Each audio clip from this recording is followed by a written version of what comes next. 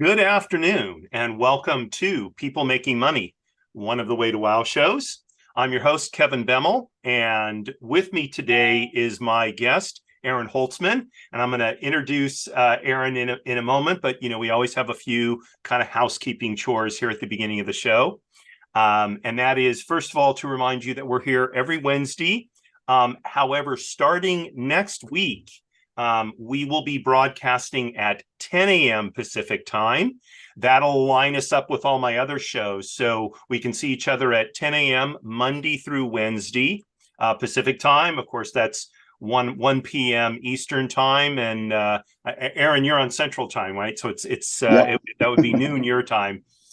So we're doing that to make it easier for us to consistently be together. And so, as we're heading to the end of the year, it seems like it's been sort of accountant's time here on the various Way to Wow shows. But we're really my guest today, Aaron. He's an accountant with a twist. And just by way of introduction, I met Aaron through Vaughn Marie Thomas, who was my guest last week, who also is kind of an accountant with a twist. I've joked, I think, with both you and Vaughn Marie that people have this idea that accountants are boring and all these. It's like, no, not in my experience. I was part of the California Society of CPAs for many, many years back before my Navy days. And we had the most fun events, the most successful events. People loved coming to our parties and our networking events. And I think it was largely because accountants are relationship-oriented people. And when all is said and done, I think you have the most fun with people that are really interested in having a relationship with you. And so without further ado, I do want to introduce to you Aaron Holtzman. He's hailing from Austin, Texas. Beautiful, beautiful city in Texas. I've been there a few times. And Aaron, welcome to the Way to Wow show. Thanks for coming on. Yeah, thank you so much, Kevin. And yeah, it's I'm from New Jersey originally, so having moved to Austin 3 years ago, it still astounds me that it's in the 70s today, and we're well into December now. Right here in LA too, we're in the 70s. So Aaron, as I typically do on People Making Money, I'd like to have you go back as far into your history as you're willing to go. Because I know for myself, if you had asked, 8-year-old Kevin, what do you want to be when you grow up? It would not have included any, I don't think anything that I've done professionally, maybe with the exception of joining the Navy, but it wouldn't have been joining the Navy as a chaplain, certainly. And so I'm always curious to hear about what did you, if you care to share it, what did you think you wanted to do when you were a kid, growing up and thinking, because that's such a common question, what are you going to be when you grow up? Yeah, you're gonna laugh when I say what I wanted to be because it started out when I was, much younger. Like middle school time, it was, or elementary school time was like, I want to be a firefighter or a police officer, like someone that helps people. And then, I started getting into business, and I actually grew up down near Atlantic City. And I was like, oh, one day I'm going to own a casino. That was that was my dream back in the day. Yeah. so, Um, so yeah, it's nowhere near accounting. yeah. Well, I don't know. Kind of, there's numbers, there's slots. So my mother, this is going back a lot of years now, worked for a fellow by the name of Frank Abramoff, and his big project was building a casino hotel thing in Atlantic City. He worked on that for years. So I remember talking to Frank about that. I've never been to Atlantic City, but I can certainly appreciate the allure. Yeah, I So, mean, so oh, go ahead, sorry. no, go ahead. Go ahead. Yeah. Oh, I was just saying, it's hard to beat, gambling in the beaches. It's really nice in the summer. Yeah, it's got to beat Las Vegas gambling in the desert, right? Yeah, yeah. At least during summertime. All right. Yeah, exactly. So you're thinking, okay, I want to own a casino. I want to be involved in this kind of. So, where did you go from? You said that was kind of junior high, or Yeah, I would say that's when I was still naive and ignorant, if you will. Like, once I got to actual realistic expectations, and realizing, what I ultimately wanted to be, honestly, I started pursuing more of an idea of actually education. So in oh, high school, I wanted, I went to Rutgers University, and on my way going to college, I said, there are two tracks in front of me. One will be more business oriented, and one will be educational.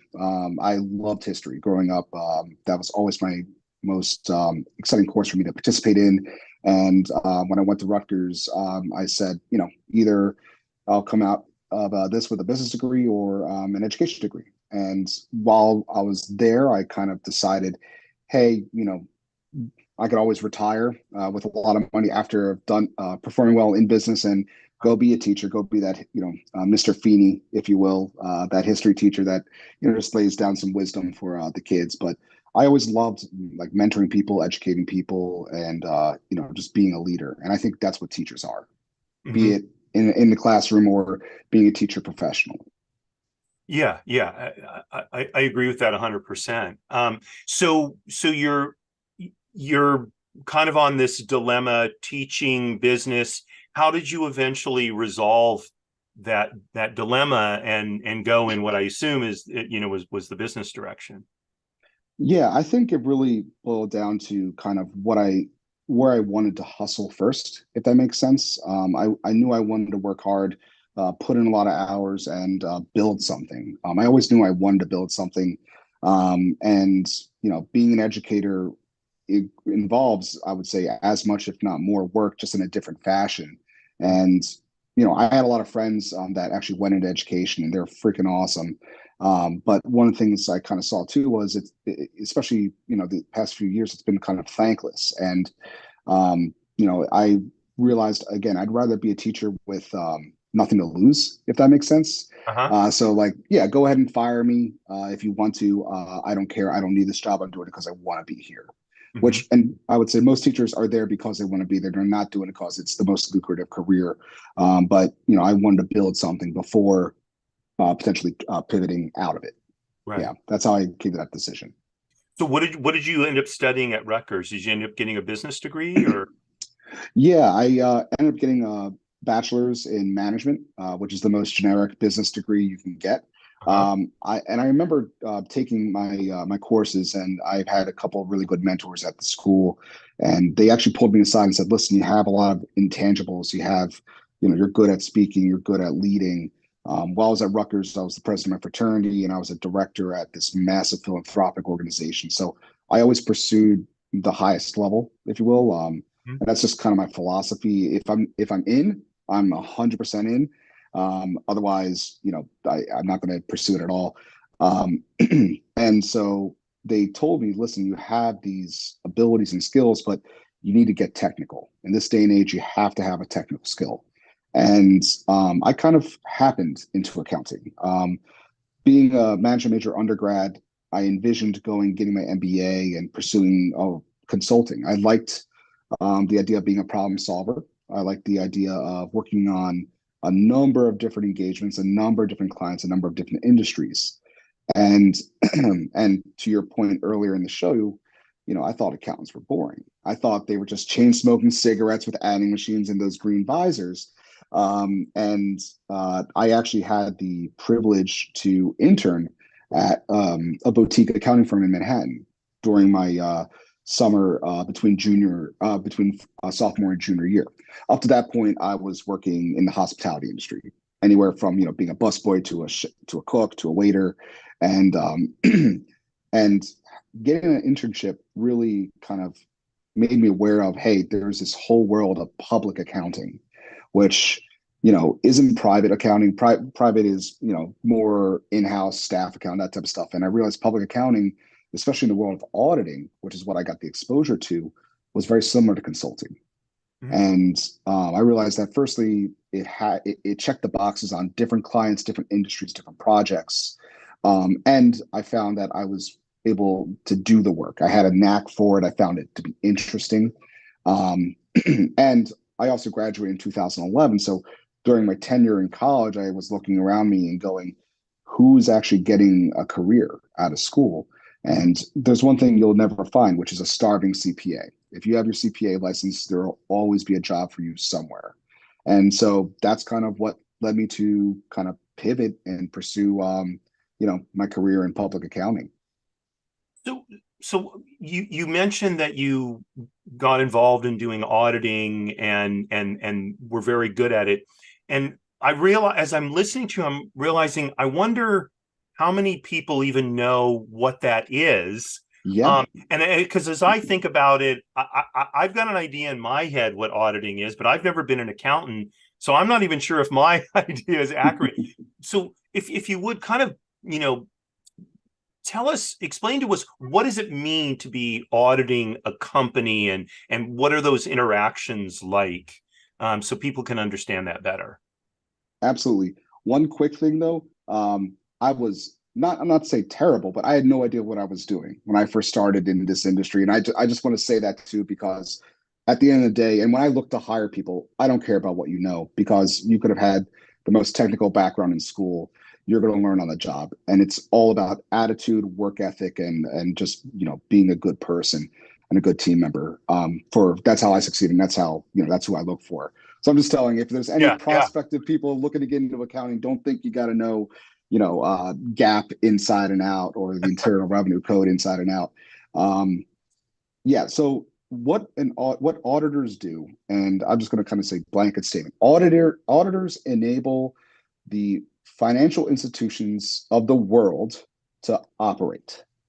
What an audited financial statement and what an audit ultimately provides is an opinion by the auditing firm saying it is our opinion that the subsequent pages that are included in this financial audit are free from material misstatements.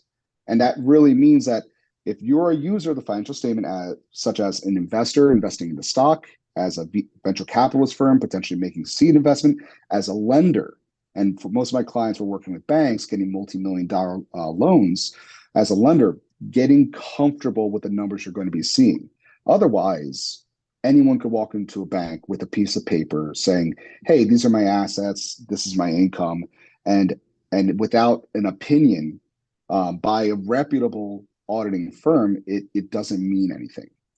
So that's really what I would say enables the system to work. And unfortunately, people only ever hear about audit firms when things hit the fan, such as Enron, Right. or in most recently FLX. But that's what happens when things don't work.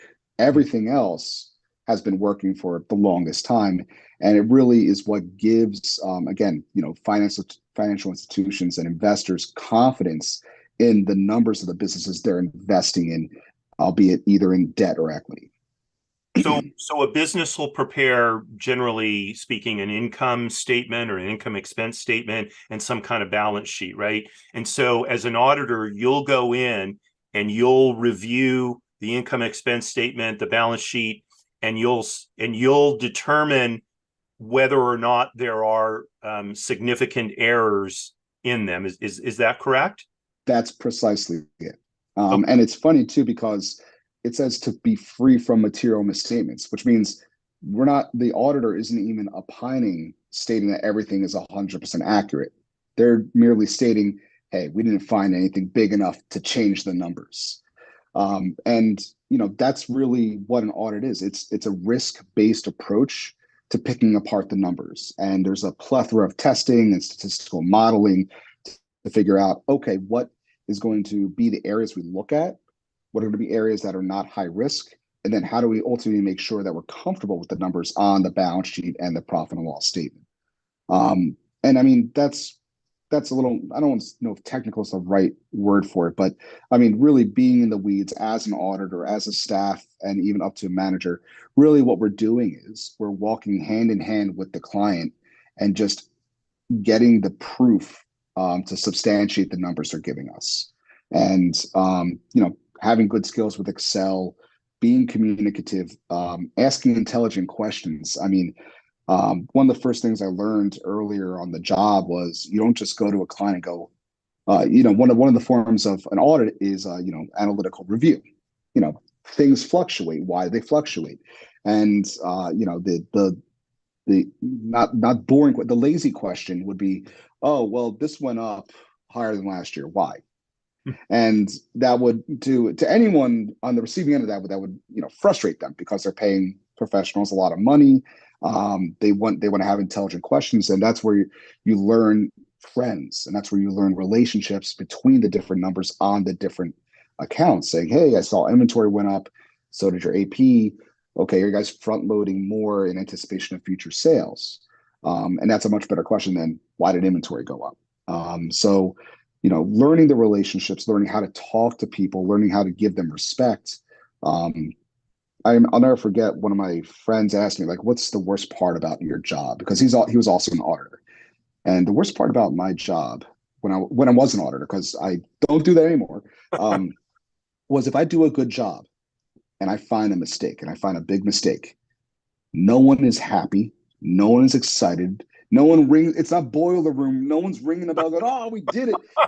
It's everyone. It's pencils down. You're now in the room with a partner talking with the client saying, yeah, we got a big problem here. It's still, you still did a good job. You did a phenomenal job, but it's very much the antithesis of what you would hope would happen when you do your job right. So finding mistakes and not and again, speaking to people that have made the mistake, saying, hey, this is what happened, this is how to fix it. And, just taking a proper approach, not you messed up, this is, type of thing, because that doesn't do anyone any good. And the goal is always to just get to the solution.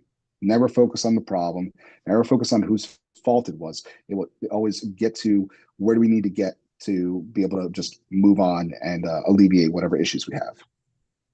So, I mean, it kind of sounds like you're sort of a private investigator in some ways. Right? I mean, you're sort of Yep. thinking through the stuff and seeing is there anything here that ought not to be here or that is here that shouldn't be. I mean, that's what it sounds like. And from that standpoint, how so.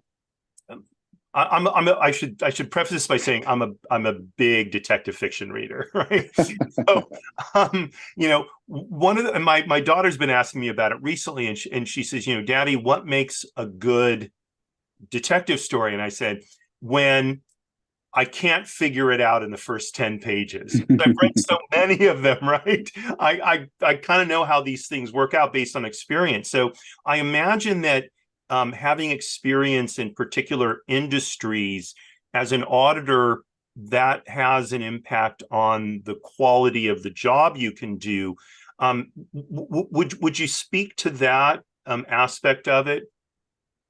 Yeah, absolutely. I mean, and honestly, like if anyone that's watching this is curious about the profession, and a lot of people think, oh, I actually want to go into forensics, financial forensics. Most financial forensic experts start as an auditor, and they cut their teeth on the audit side because there is a part of fraud that actually, not saying there's always fraud, but we do some light fraud detection. We look for anomalies. That's a part of the statistical modeling and just a part of the audit in general. And understanding the industry and being able to know, okay, how is this real? One of my clients was a tequila company, and we had to wrap our arms around the fact that they had, they were planting agave trees in Mexico. And how do we substantiate that as an asset in the inventory? And we were able to track the payments in. And I said, well, if we were to fly to the farm, how would we know, which trees were yours, which were the others? And the controller was telling us, well, the farmers put a rock in front of our trees. Fortunately, it wasn't a material line item on the balance sheet, so we didn't have to go that deep, much deeper than that. But That's also a very extreme case, but really, understanding the industry, understanding what's real. One of my favorite things to do as an auditor was the inventory observation. For actual inventory, we would go to the warehouse. We would be ripping open boxes and make sure it's actually there.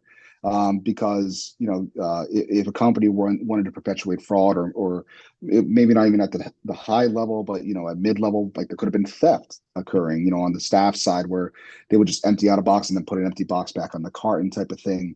So making sure that the stuff is real is that's literally what an audit is. And again, knowing the industry is so important. My background was in the commercial business side of things. So restaurants, hospitality, quick service restaurants, and a lot of manufacturers, wholesalers, and retailers. But there's also nonprofit, there's real estate, there's financial services, broker dealers. And, I liked my industry because even though it was a very broad type of thing, I was working with jewelry companies, linen companies, quick service restaurants, liquor companies, and so different industries, but still having a very similar concept of their balance sheet had AR and inventory. And that is what, I would say those are two of the hardest pieces of auditing to always wrap your arms around. And that was the most fun for me. Cool. I love that. They have a rock in front of them. Yeah, exactly. I mean, and I'm sure the system works, by the way, from their perspective, right? But because they're not thinking about, how do I verify this? So you've got your, you've got your degree at Rutgers. You studied and passed the CPA exam, and then from there, where did you go from there? You mentioned it's all CPAs can always get a job. So what was that process like? Getting that first job? Well, honestly, for me, I was just a very fortunate individual. I interned at that boutique firm. I did two summers there, and I remember my second summer was coming to an end, and I was still a management major, and my plan was to go get a fifth year, just do a 1 year master's program with a focus on accounting. And I remember my manager said, "Hey, we're going to offer you a job when you graduate after your senior year." And I told him, I said, "Listen, just so you guys know, I'm not an accounting major. I want to go get my fifth year. Should I defer and do my fifth year?" And they said, "Come work for us full time. You go to school part time." And so I had a very non-traditional step into the industry. And to be frank, most other accounting firms wouldn't even look at me because I was a management major. They wanted to see that I had a master's in accounting, or at least a master's degree with an accounting major. And so firstly, that led to a massive chip in my shoulder because I felt like I had something to prove. And secondly, now having my own firm, I don't care if you're an accounting major or not. I learned, and that's why I was saying I didn't know anything when I first started. And I thought that was because I only had a limited amount of accounting classes. But then I've trained enough people, and looking back at my peers, I'm like, no one knows anything. There are always the outliers, but at the end of the day, it's all about I showed up at 7 a.m. I'd leave at 7, 8 at night. And that led to me just, people giving me odd, like unique projects outside the scope of just the regular work I was given. And so again, my stepping into the industry was non-traditional. Ironically, I actually have an extra year on most of my peers because I graduated a 4 year degree and started immediately in public accounting, where most of my peers would do a fifth year, get their master's, and then start. So ironically, by not being traditional track, I have an extra year of career over them. I'm sorry. Go ahead. And I was just going to say, and the first 5 years out of school, 4 or 5 years, was just brutal for me because it was just work full time and get my master's degree and get my CPA license. So it was a grind, but I was willing, fortunately willing and able to do it. Oh, so okay, so that was going to be my next question. So how did you get you got your CPA license while you were working for this firm? Yeah, I would say most accountants, most CPAs do get their license while working. And it's very different than other professions such as an attorney, where you can't really practice law without you're passing the bar. As a CPA, especially as an auditor, but even a tax preparer, you don't need to have the CPA license until you're much more advanced in your career. If you're at a big firm, if you want to start your own firm, having a CPA is pretty much required. Otherwise, you can't call yourself a CPA firm. But that's one of the reasons I recommend people, like, if you're going to be in this industry, you got to get your license. That is job security, and it gives you so many more opportunities. But yeah, no, my first couple of years was just showing up, moving up the ladder, and really just weekends and weeknights were studying for my master's program and studying for the CPA. And I kind of call that my life was on hiatus. I was just a machine for a couple of years, but it's very much deferring pleasure for pain in the short term for a much better lifestyle down the road. That's really what it was. Yeah. So I think there's an important lesson here. You said you took a non-traditional path to getting into accounting. So as an outsider, someone who's not familiar, with how accountants get where they go, it seems to me that you had an interest and you pursued that interest while you were in college. And that interest developed, and it was obvious to the people that you worked for that here's someone who can benefit our firm. And traditional credentials, okay, whatever, who cares? Yep. Aaron is someone who's going to do well by our firm. I'm curious what you think about that. Am I off base, or? No, you're hitting it right on the head. And again, for me, I was just lucky. Again, the firm, my friend's father was one of the partners at the firm, so they gave me just a shot. And for anyone that's listening, that's looking to get in the industry, if you get a shot, if you get an opportunity to get your foot in the door, take it. And that's why I'm saying I was just a very fortunate individual, because firstly, I never had exposure to the industry. I might not have found out that I had a passion for it without getting the initial opportunity.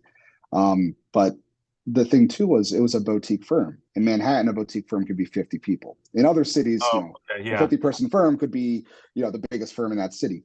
But if you're a non-traditional accountant or potentially pursuing a non-traditional pivot into the accounting industry, most big firms are not doing that. They want to see the more I don't know if pedigreed is the right word, but they want to see the traditional conformist accountant. So finding those smaller, firms where they have, at least 5 to 10 people working there. So you don't want to just go to a glorified H&R Block. You want to go and, do that type of work.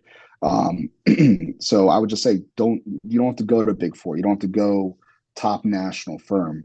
Again, the firm I was with, 50 people, they still have clients across the US. And I actually went from that firm to a regional, to a mid-sized top 30 firm. And I was working on the same sized clients. It was just at a bigger firm.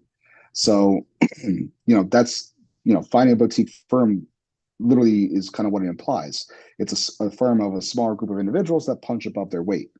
And again, with a smaller firm just comes more flexibility, more personality, where where you can be a non-conforming entrance into the industry.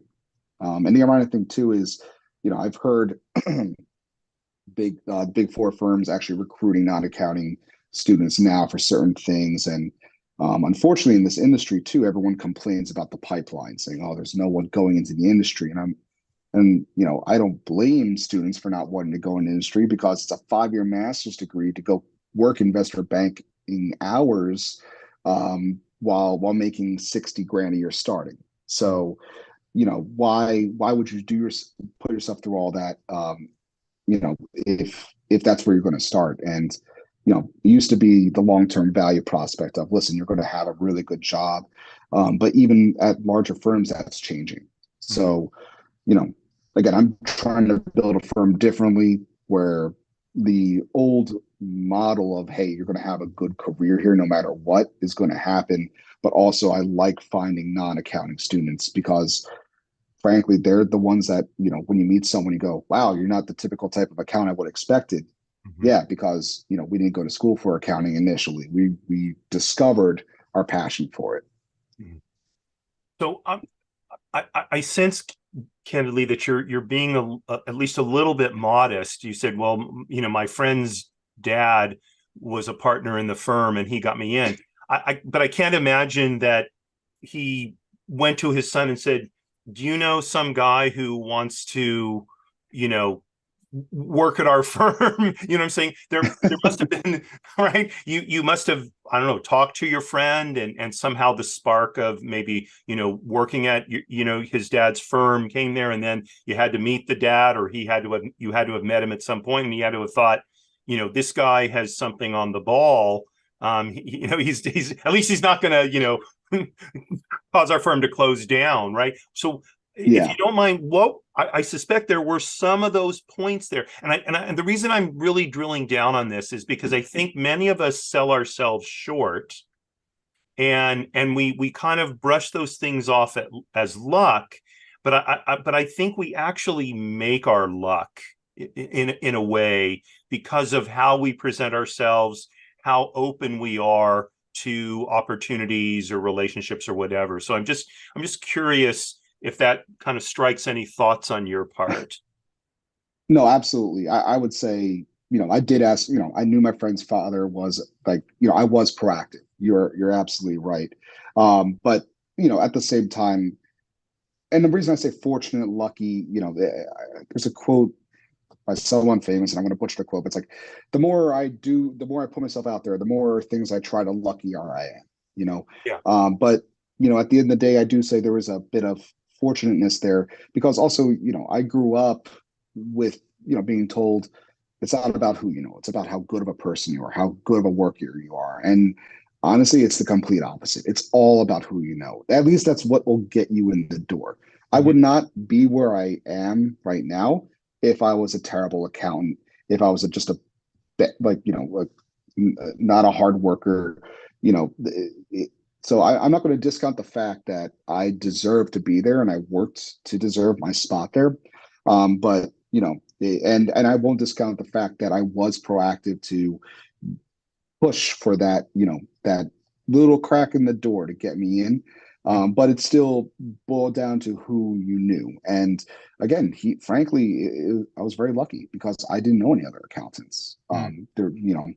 And again, I wouldn't even thought to do that if I wasn't talking to my friend and that type of a thing.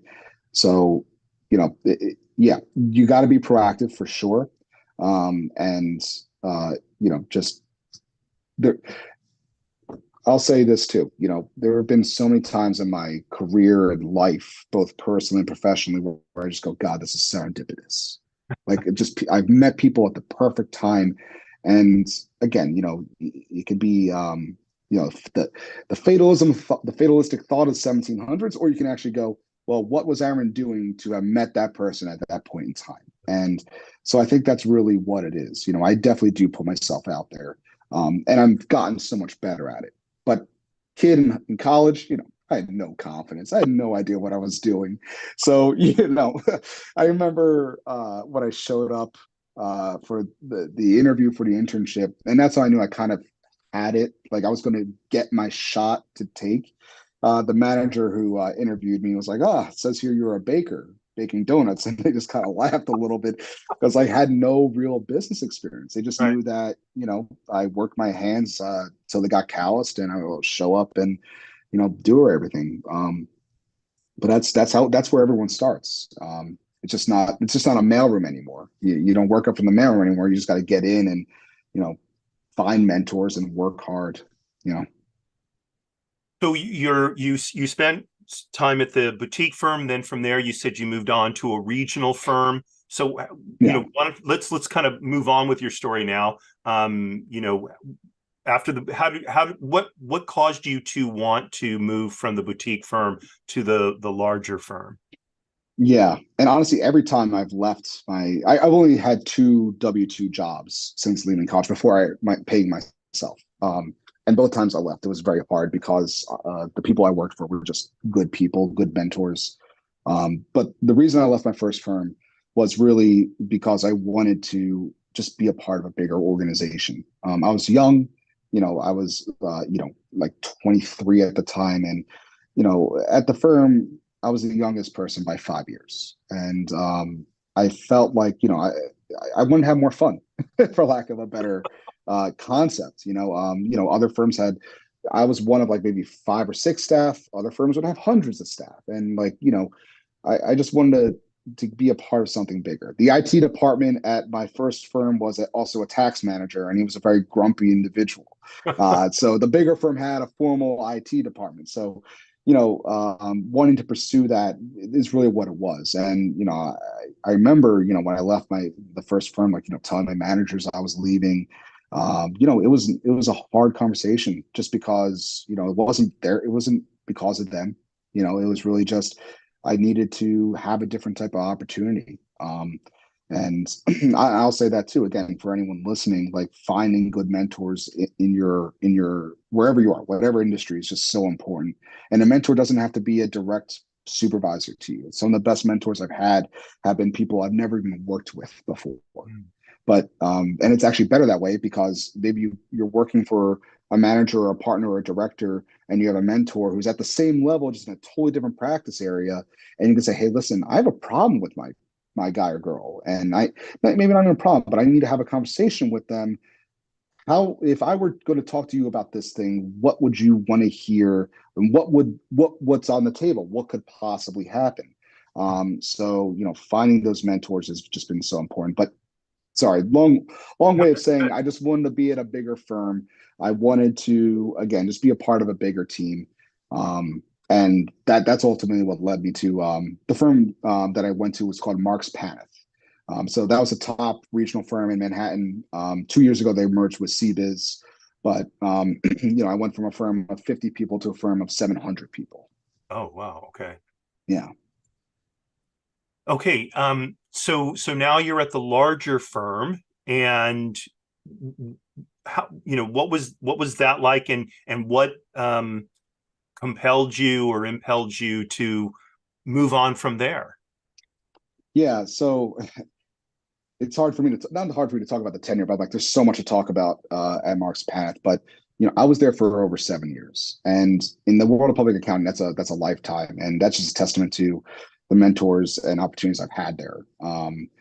So while during my time there, I was on a part of a bunch of different internal teams. So I got to do specialty projects. I got to meet people outside of my practice area. Again, I found mentors outside of my direct reports. And again, I had good mentorship from my direct reports. And whenever I do recruiting, even for my firm now, but I was a big proponent of recruiting for my previous firm, I would tell people, listen, like I would tell the students, you're interviewing the person across the table from you as well. Because at the end of the day, you're not working for the firm, you're working for that partner. And that's going to be the person who's going to make you the best professional you can be. And if you don't think that person is going to do that for you, then either try to see if there's a different partner you can work for, or don't go to that firm.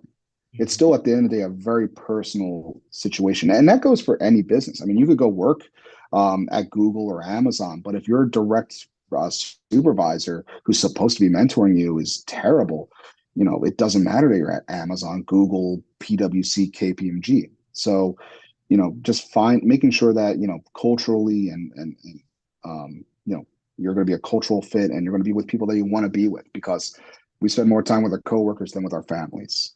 But yeah, so I had a phenomenal time during my tenure at Marks Paneth, and I was partner track. I was frankly ready to kind of just stay in for the long haul.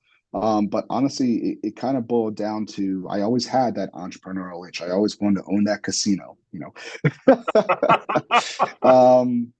and I just knew that I needed to push myself. I was very comfortable. My life was great. My life, it still is, thank God, great. But complacency, like comforting. I believe, like, you're not meant to be comfortable all the time. You're supposed to be appreciative and grateful, but not comfortable, because you're always supposed to be growing. And I was growing there. I was definitely uncomfortable in certain aspects, but my life was very planned, if you will. I was from New Jersey. My friends and family were there. I met my wife. We were living in Hoboken, New Jersey, and I'm like, I know what the next 30 years is going to look like for my life. And it was going to be a beautiful life, but it was also terrifying because I wanted my life to be an adventure. And so that's actually what led my wife and I to move to Austin, Texas from New York, New Jersey. Wow. I was fortunate enough to have my firm be okay with me working remotely while I was down here in Austin. But I still had that itch, and so I went the entrepreneurial way, and I said goodbye to people that I've worked with for almost a decade. Great individuals, and again, I did it. I like to think I did it the right way. In the world of public accounting, when you leave a firm, if you're going to another firm, you're pretty much saying that you don't have faith in that firm, and or you only care about money, and or your mentors are not good. So when I told them that I'm leaving to start my own firm, it's there weren't any hard feelings surrounding that because, and I expressed them very much so that they're good people. And like it's just that there's something I need or something I need to try that I'll never be able to get from this situation. And so, that's really ultimately what happened. And again, we left on good terms. We actually, we were actually referred some work from my previous firm because there were conflicts. And they said, hey, listen, we know you're good. Um, and, you left the right way. So, here's a couple of clients if you want them. And, that doesn't always happen, but that just goes to, doing everything the right way, being forthcoming. When my partner actually and I met together at the previous firm. We quit on the same day, and we started our firm together. And we were talking about what do we tell our bosses? What do we tell our mentors? What we're going to do? We just say, hey, we have an opportunity. We're going to leave. And let them find out on LinkedIn that we started our own firm. Do we quit together? Do we quit separately? And we ultimately came to the conclusion of we're going to just be upfront with them. We called our partners together and said we're leaving to start our own firm. And doing it that way just ripped the band-aid off, but it also took out any anxiety over why are these two guys leaving, and also understand, like, I'm just a big proponent of, yeah, you're going to have an uncomfortable conversation, just do it. Just do it. Don't lie.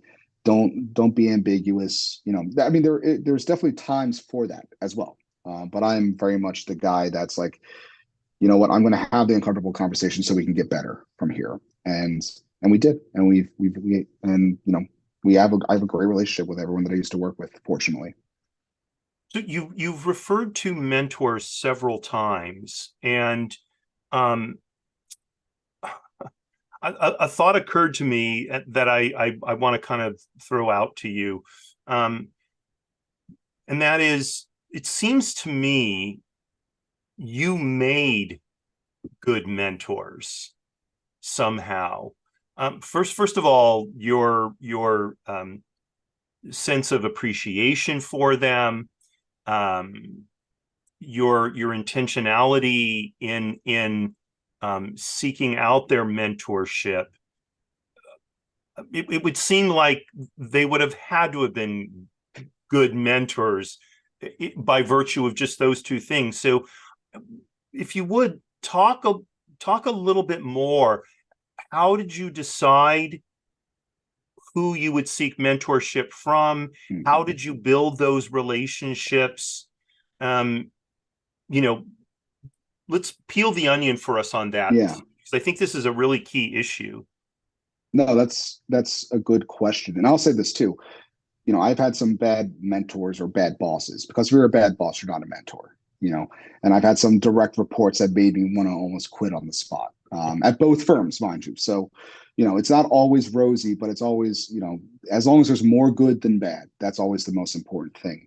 I would say, at least at my most recent firm, the two partners I worked the most with, were very good mentors, but that's because, they were two I would say very well-established partners in the firm. One was very established, head of the entire practice group. The other one was when I started, he was a new partner and moved his way up relatively quickly, closing business and bringing on clients and doing a lot of technical work.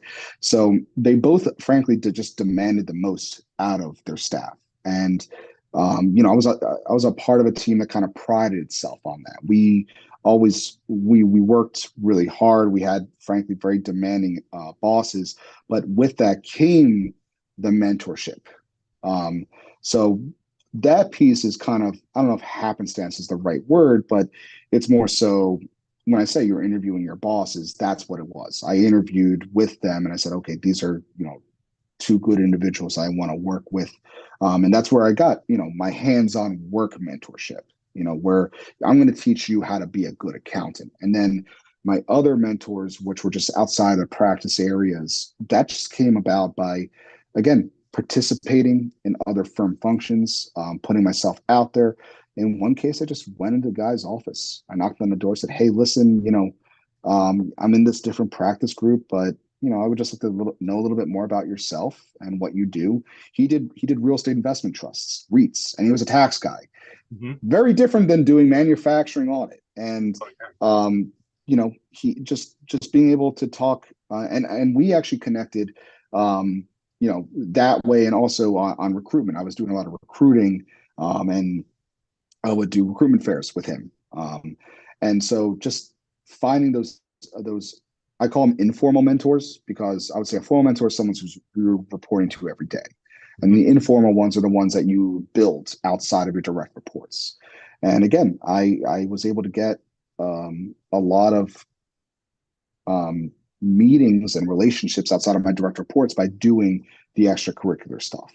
And again, that all boils down to, you don't just show up and do the 9 to 5. Mm-hmm. You gotta do more than that. You gotta say, hey, who needs help somewhere else, even outside the practice area? I'm really good with Excel. What can I help someone else with? I don't even have to understand tax to be able to do financial modeling or data manipulation. And that's how I found people outside of my direct reports. And to that point, I remember going to them saying, listen, I feel like, I should be making more money. What's the salary ranges? And this was before New York City required job postings to list salary ranges. And, one of my mentors just picked up the phone, called HR, said, hey, thinking of hiring a supervisor, what's the salary range that we would look for something like that? And they said that. And then he said, thanks, hung up and said, there you go. And so I knew I was within the range, at least, and I knew where in the range I was. Right. And, that kind of stuff is so important, because that would have been a very uncomfortable conversation for me to go to my boss, because I would go, well, am I being paid enough? I don't know. Like, yeah. So I would definitely say it all boils down to, it's going to be what you make of it. It's all going to boil down to, you do in a certain aspect make your own opportunities, but when opportunities do present itself, if you got to say yes. I've had another guest on my show. He's actually a very long-standing friend of mine, lives in Houston now. He's with NASA. And his lifelong philosophy has been just say yes. Yep. He comes out, I think you do too, the whole sort of just say no, the anti-drug campaign, right? And it kind of gets in your subconscious, right? But the reality is, in life, much more comes from just saying yes than from the opposite. So it's I mean, that's how this is happening, to be honest, Kevin. I mean, I got connected with Von Marie because I got connected with an attorney who connected with an attorney. Like, you're a fourth degree removed. I'm on this show because you offered me the opportunity, and I said yes. And it's so easy. And again, saying yes all the time is not for everyone. Some people want to just have their 9 to 5 and go home, and that's totally fine. And recognizing who you are professionally is also really important too. Mm-hmm. But it's, especially in the world of accounting and any real profession, if you put yourself out there and you do it right, you do it properly, you don't act flamboyant or rude, and you act genuinely, it'll come back positively to you for sure. Yeah. So you and your partner decided to launch this entrepreneurial venture. Talk to us about what that's been like. I mean, yeah. All of a sudden it's like jumping out of the airplane without a parachute. Yeah. Right. Yeah. It was terrifying for sure. it's funny too because everyone's going to say, "Oh, you should have started your own business yesterday." I'm like, no, start your business when you damn well please. You know what I mean? And I remember when we decided to go the entrepreneurial route, we actually acquired a small CPA practice out here in the Austin area. Oh, And okay. we were both very comfortable. We had very comfortable salaries, as I was saying. And I remember the underwriter at the that was working with the bank, the underwriter at the bank that was working with us in the SBA, he was like, these guys are projecting in their pro forma financials to take a third of what they're taking home now. Why are they quitting their jobs to do this? And I got a little personally offended to that because I'm like, well, you just don't understand the whole vision. You don't understand the dream. I'm like you're the 9 to 5 person. And again, there's nothing wrong with that. But that I'm like, I'm gonna prove you wrong. And I ended up making more our first year last year than I was at my previous job. But the first year was terrifying for sure because for me, I grew up as an auditor. I had some exposure to tax, but I went from doing maybe a handful of returns a year and then much larger projects to we did over 600 tax returns our first year. And last year we did almost 1,000 Wow. this year right now. And this year was so much better. I felt so much more comfortable, and we had a team this year. Our first year was me, my partner. We had a part-time admin, and then the seller stayed on as a contractor. And again, it was just like, oh my God, is this going to work? And it was more so, were we going to grow? We weren't concerned about our ability to service the clients or anything like that. It was just that, okay, I'm working 60, 70, 80 hours a week, just because I'm doing everything. And also, we right around when we quit our jobs, right before we quit, I bought a house, and the day we were moving into my new house, my wife found out we were pregnant. So, and my partner, his wife was super pregnant when we quit our jobs. Well, ironically, so he was a new dad in December. January 1st was when we started doing our own thing. Uh-huh. My daughter was due on Cinco de Mayo, May 5th. And I think even non-accountants know that April 15th is a major deadline. Right. Well, on April 9th, my wife and I are at home. We're watching, like some show on HBO. It's 10 o'clock at night. And she goes, Aaron, I can't stop going to the bathroom. And if you want to talk about just extreme denial, I was like, oh, yeah, our daughter's head is low. You're drinking too much water. No, in reality, her water broke. And again, still in extreme denial. We call the doctor, like, yeah, come on down to the hospital. I'm going, yeah, they're just going to tell you you're drinking too much water. The midwife looks at my wife and she's like, yeah, you guys going to have a kid? I go, yeah, in 3.5 weeks. And they're like, no, tomorrow or today or tomorrow, very likely. And my wife just started weeping, just crying, and just going, I'm so sorry. I know it's the tax deadline. And, it's again, you want to talk about just like a moment in time that is just like, I'm going through my first tax season with my first firm, beholden to myself. And my daughter wasn't due until after the deadline. And now it's like, and now here she is. She doesn't care. It doesn't matter. You're going to be a dad. And, that was just one of those, that's just like a watershed moment right there. So, thank God, my daughter was early, but she was totally healthy, safe, little nugget, literally 5 pounds, 3 ounces. When Wow. she came home, she was less than 5 pounds, but she was healthy other than that. And the first week of my daughter's life, like, was literally, I was waking up in the hospital, leaving to go crank out returns during the day, and then I would pick up dinner and come back to the hospital. And that was the first 3 days of my daughter's life. And then Wow. the next 4 days of my daughter's life was I would wake up and just work until midnight. I would work until I would fall asleep and then sleep. And I didn't see her until April 16th. But, you know, after that point, and especially this past year, we firstly, I became faster. I became better at what I did. But also we onboarded people, and now I get to mentor people and train, and I love being able to do that. And also it allows me to delegate. Mhm. And so last year I was almost like a shell shocked individual, just staring off into the distance. Like my wife would be like, "What are you thinking about?" I'd be like, "Just everything." It was hard for me to be present, and also, new baby, you're sleep deprived to top it all Right. off. But this year, I made a very conscious effort to be present, and also being able to get a full night's sleep has definitely helped.